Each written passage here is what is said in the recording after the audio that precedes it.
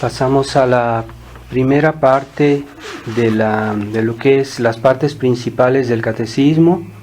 En las clases, en los cursos anteriores vimos primero al inicio las oraciones, la explicación de las oraciones y fórmulas, que son las oraciones comunes que todo cristiano debería conocer o saber de memoria.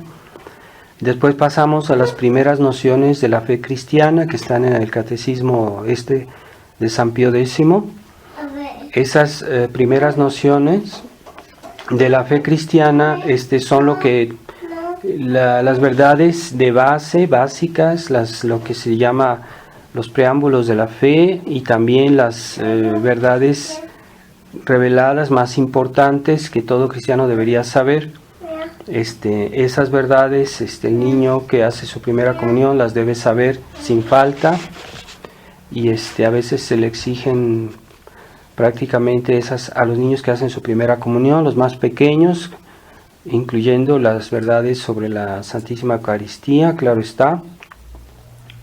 Y ahora pasamos, en la última lección les había explicado que hay tres partes principales del catecismo: lo que hay que saber, lo que hay que hacer y lo que hay que recibir.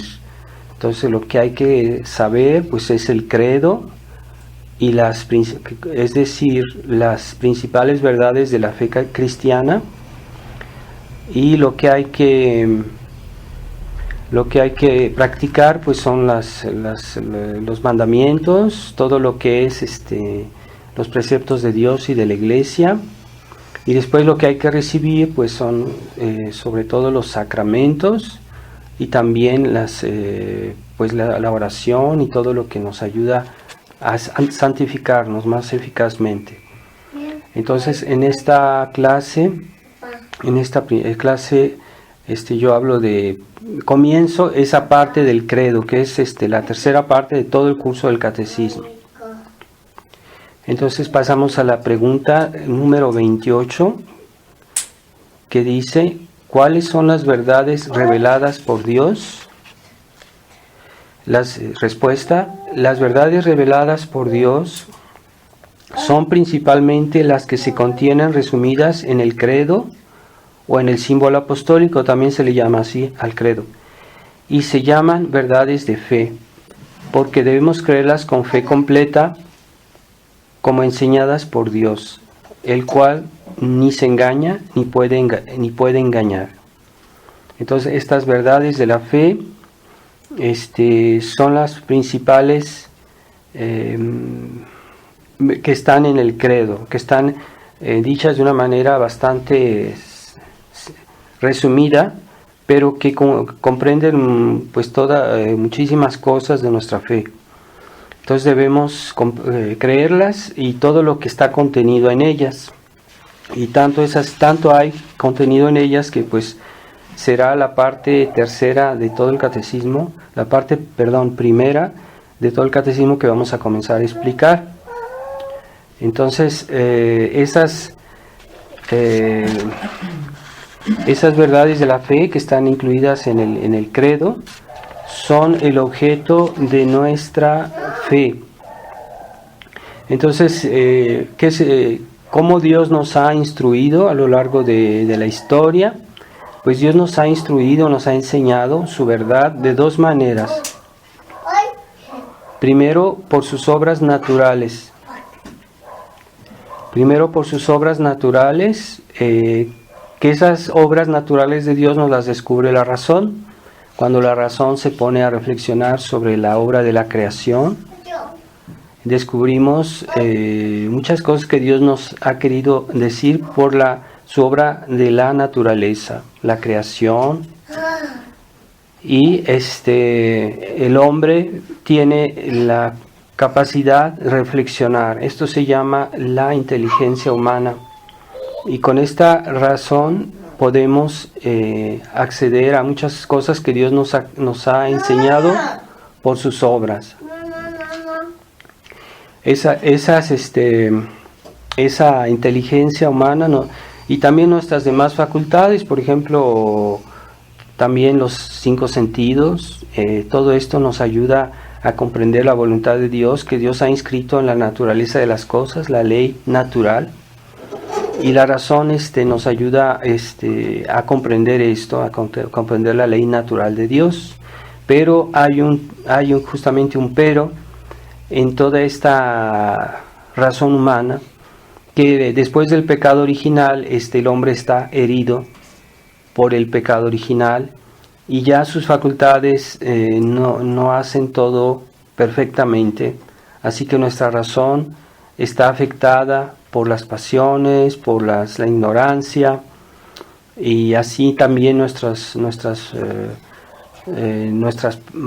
facultades, nuestras otras facultades, ¿verdad? Nuestra voluntad, todos los dones que Dios nos ha dado están afectados por esta herida del pecado original. Quiere decir que no rinden al 100%, no quiere decir que no entendemos nada, no quiere decir que no podemos nada, sino que estamos un poco limitados y necesitamos algo más.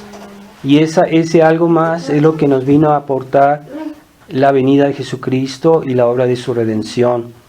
Por eso Dios quiso a lo largo de la historia también manifestarse por medio de sus profetas y por su revelación, por su enseñanza revelada que nos trajeron sus profetas y el mismo Jesucristo. Y esa enseñanza es el objeto de nuestra fe. Entonces, como les decía, Dios tiene dos vías por las cuales nos enseña, y en el estado actual de las cosas, pues la fe es la más importante. Entonces la razón no pierde sus derechos, pero no está en su plena capacidad. Por eso, después de la venida de Jesucristo, tenemos que tomar más en cuenta la enseñanza de Dios que a veces nuestra razón, pero la debemos tomar en cuenta también la razón. La razón es obra de Dios y es algo bueno. Esas dos obras de Dios por las cuales nos manifiesta su verdad, no en sí no pueden ser contradictorias, sino armónicas, porque la razón es algo bueno que viene de Dios y la fe también. Simplemente que la fe es más segura como medio para encontrar sobre todo la verdad moral, lo que está bien, lo que está mal, lo que es pecado, lo que no es pecado. Es más seguro ir por la fe que a veces por nuestra razón, porque podemos en ciertos aspectos no darnos cuenta que algo está bien o no está bien. Entonces, por eso debemos tener sobre todo una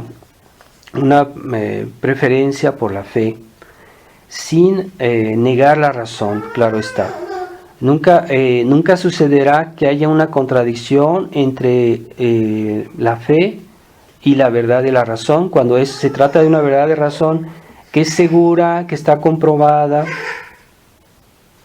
y que está completamente probada. En ese caso no puede haber contradicción, eso no se da, eso no pasa, ni puede pasar. Entonces,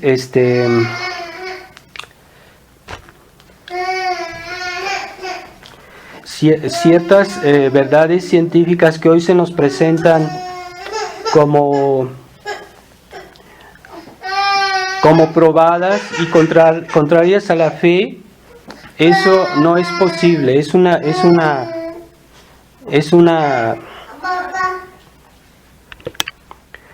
Entonces, estas verdades científicas que se nos presentan como pruebas contra la fe, o que de la fe, para decir que la fe no existe, son generalmente generalmente mentiras. Es decir, que se presentan cosas como si fueran probadas por la ciencia y en realidad no lo son, que son hipótesis científicas y que se presentan como seguras, y no es así, no es cierto. Los mismos científicos dicen que no es seguro, muchas de esas cosas que se aducen contra la fe no es verdad. Hay cosas que sí realmente están comprobadas científicamente y que justamente esas son las que no contradicen a la fe. Pero aquellas que dicen contradecir a la fe, no se puede probar que sean científicas.